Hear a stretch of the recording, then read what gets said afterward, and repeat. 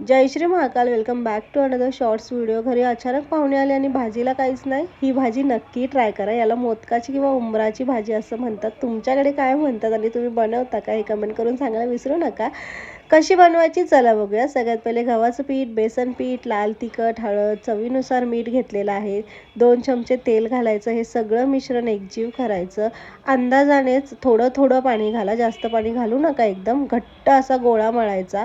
घट्ट गोळा मळल्यानंतर पुन्हा तेल टाकायचं, कारण की बेसन पीठ चिकट असतं. पुन्हा मळा, रुमाल ठेवून बाजूला ठेवून द्या. आता याच्या आत भरायचं सारण आपण तयार करूया.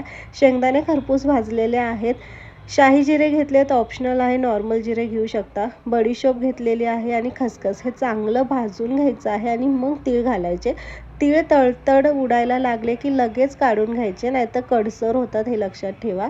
धना पावडर टाकायची, लालसर भाजून घ्यायची आहे चांगली. त्यानंतर खोबऱ्याचे काप टाकायचे. खोबऱ्याचे काप खूप पातळ अशाच प्रकारे करून घ्या. लालसर खोबरं भाजायचं. हिरव्या मिरच्या, लसूण भाजायचं. आता हे सुक्कं वाटण आधी आपण वाटून घेऊया. हे त्यानंतर याच्यामध्ये हिरव्या मिरच्या, लसूण आणि खोबरं टाकायचं. खोबऱ्याला तेल सुटतं, त्यामुळे हे ओलसर वाटण होतं. चवीनुसार मीठ घालून हे सगळं बारीक वाटून घ्या. तुमचं आतलं सारण रेडी आहे. जास्त बारीक पण नाही आहे, तुम्ही बघू शकता. आता आपण रश्श्याची तयारी करूया, म्हणजेच रस्सा पातळ तयार करण्यासाठी उभा चिरलेला कांदा लालसर भाजून घेतलेला आहे. हिरव्या मिरच्या, लसणाच्या पाकळ्या लालसर भाजून घेतलेला आहे. खोबऱ्याचे तुकडे सुद्धा लालसर भाजायचे. हे सगळं वाटण गार व्हायला ठेवायचं आहे. तोपर्यंत आपण थोडेसे मोदक बनवून घेऊया, हे वाटण गार होईस्तोवर. मोदक कसे बनवायचे हे मी तुम्हाला दाखवते. आपण जसं नॉर्मल बनवतो तसेच, पण याच्यामध्ये सारण भरपूर भरा, कारण की त्या रश्श्याच्या भाजीत जेव्हा मोदक तोडून सारणासकट आपण खातो ना, खूप भारी टेस्ट येते. आपलं वाटण गार झालेलं आहे. वाटण बारीक वाटून घेतलेलं आहे आपण. तेल तापवायला ठेवा. तेजपत्ता, लाल तिखट, हळद चांगलं मिक्स करून त्यांना लालसर करून घ्या. मग जे बारीक वाटण वाटलंय ते टाका.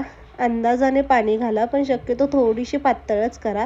गरम मसाले 2 चमचे टाका.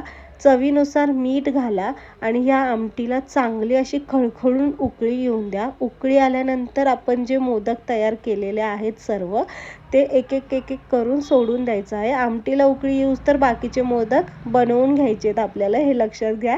माझे सगळे मोदक बनवून झाले. चांगली उकळी आल्यानंतर एक मोदक सोडा. तुमची गरम गरम मोदकाची किंवा उंबराची भाजी रेडी आहे खाण्यासाठी. पाहुण्यांना सर्व करा, ते नक्की खुश होतील. आय होप तुम्हाला रेसिपी आवडत असतील तर लाईक, शेअर, कमेंट करायला विसरू नका. चॅनलवर नवीन असाल तर सबस्क्राईब करा. भेटू परत नवीन अशाच व्हिडिओमध्ये. तोपर्यंत स्टिल देन खा पी खुश राहा. बाय.